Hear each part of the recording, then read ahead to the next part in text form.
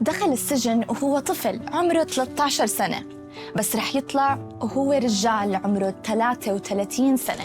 اسم الطفل الفلسطيني محمد زلباني. المحكمة المركزية الإسرائيلية في القدس حكمت عليه بالسجن لمدة 18 سنة. بس شو اللي عمله هالطفل ليستحق هيك حكم؟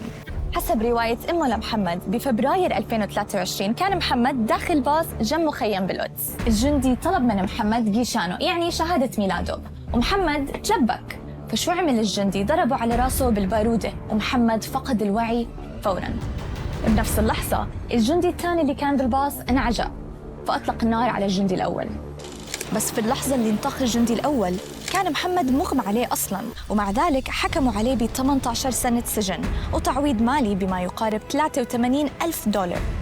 محمد هو مجرد حالة واحدة من حوالي 1120 طفل تم اعتقالهم بالضفة من سنة 2023. في غيره حكايات كتير ممكن تسمعوها من لسان محامية إسرائيلية بتدافع عن فلسطينيين، اسمها ليات سامل، وهي نفسها اللي دافعت عن أحمد مناصرة. إذا ما بتعرفوها احضروا فيلم The Advocate على تطبيق بلينكس.